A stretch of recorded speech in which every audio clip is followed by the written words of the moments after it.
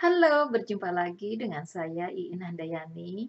Kali ini saya akan mengupas tentang satu hal yang berkaitan dengan soft skill yang pernah kita diskusikan di video-video yang lalu. Jadi salah satu soft skill yang penting untuk generasi zaman now adalah mengetahui tentang culture negara lain karena kemungkinan teman-teman akan bekerja di dunia internasional atau di perusahaan multi internasional di mana teman-teman harus berkomunikasi atau berinteraksi dengan teman-teman yang lain atau kolega-kolega yang lain dari negara lain dan juga kemungkinan teman-teman akan visit negara tersebut yang budayanya berbeda dengan Indonesia. Kali ini saya akan berbincang tentang hal-hal yang sopan di Amerika Serikat sehingga teman-teman tidak perlu sulit-sulit lagi untuk melakukan hal-hal tersebut. Mari kita simak bersama. Yang pertama, jangan lupa selalu mengatakan please jika teman-teman minta tolong atau menyuruh sesuatu. Misalnya ketika teman-teman berada di restoran, jadi akan pesen misalnya makanan tertentu. Teman-teman harus mengatakan please give me the omelette for example. Please provide me spoon and fork for example, ya itu. Kemudian yang kedua, selalu say thank you no matter sekecil apapun teman-teman menerima bantuan atau menerima sesuatu, ya. Jadi misalnya teman-teman itu diundang makan malam atau makan siang, itu teman-teman harus mengucapkan thank you sudah diundang. Kemudian juga kalau lebih formal lagi, teman-teman mengirimkan kartu ucapan thank you untuk mengucapkan terima kasih karena telah diajak misalnya jalan kemana atau diajak makan bersama atau diajakkan untuk merayakan hari ulang tahun bersama ya. Hal itu memang tidak biasa di Indonesia. Jadi di Indonesia hanya bilang thank you, makasih ya setelah acara. Tetapi kalau di sini harus ditindaklanjuti dengan misalnya kartu atau mungkin email ya. Jadi sekecil apapun walaupun misalnya teman-teman itu hanya meminjam buku, hanya mau baca sebentar judulnya saja, setelah dikembalikan, thank you, gitu ya. Jadi orang Amerika itu sangat generous sekali mengatakan thank you, mungkin paling banyak sedunia ini. Ya. Kemudian yang ketiga, say sorry kalau memang teman-teman itu melakukan hal-hal yang kurang berkenan kira-kira untuk orang lain. Misalnya ya, ini hal yang kecil. Misal berdesak-desakan di mall atau mungkin di apa namanya di pusat pertokoan begitu, kemudian teman-teman menyenggol seseorang, nah sampean teman-teman harus bilang I'm sorry seperti itu. Jadi sorry itu tidak untuk gengsi-gengsian, tidak untuk apa namanya akan merasa merasa tidak enak kalau kita bilang sorry all the time. Tidak. Jadi sincerely dengan ikhlas bilang sorry kalau memang hal-hal yang teman-teman lakukan itu melukai seseorang atau juga misalnya tidak considerate gitu ya.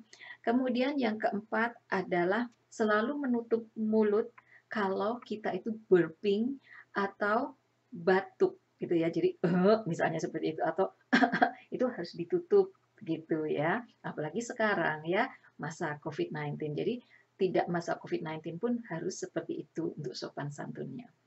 Kemudian yang keenam itu kalau memang teman-teman itu tidak nyaman untuk berjabat tangan, itu tidak apa-apa. Jadi orang Amerika itu sangat pengertian sekali, jadi tidak apa-apa kalau memang tidak mau berjabat tangan. Saya dulu ketika awal-awal di sini juga rasanya kurang sreg untuk berjabat tangan karena saya biasanya ketika di Indonesia itu tidak berjabat tangan begitu. Jadi hanya begini.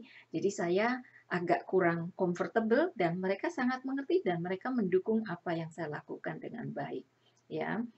Kemudian juga yang ketujuh adalah ketika teman-teman sedang bercakap-cakap ya dengan lawan bicara, buatlah jarak sekitar 1 feet atau 30 cm.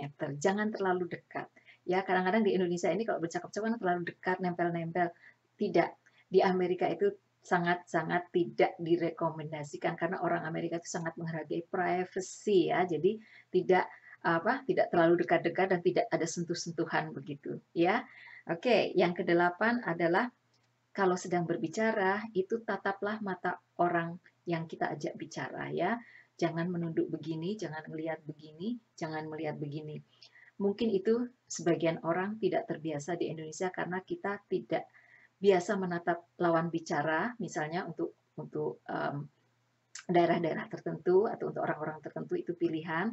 Kemudian juga kemungkinan teman-teman juga tidak biasa bertatap mata dengan yang senior. Nah, begitu. Nah, di Amerika itu mau senior, mau junior, mau setara, itu teman-teman harus menatap lawan bicara dengan baik. Dalam artian tidak staring, tidak melotot ya. Jadi hanya menatap begitu ya. Kemudian juga kalau mengantri, teman-teman harus sabar.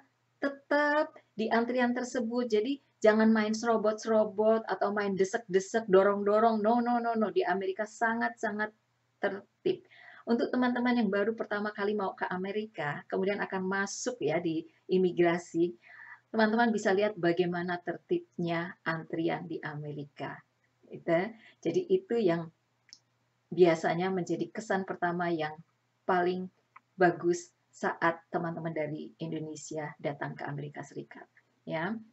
Kemudian yang ke-10 itu membukakan pintu untuk orang yang di belakang kita ya. Jadi itu hal yang harus dilakukan. Jadi jangan main selfie saja, jangan membuka terus membiarkan orang yang di belakang itu jadi terbengong-bengong begitu ya. Jadi teman-teman membukakan pintu untuk mereka, sama halnya dengan mereka juga membukakan pintu untuk kalian, dan nanti kalian bilang terima kasih kalau sudah dibukakan. Mereka juga akan bilang hal yang sama kepada kalian jika membukakan pintu.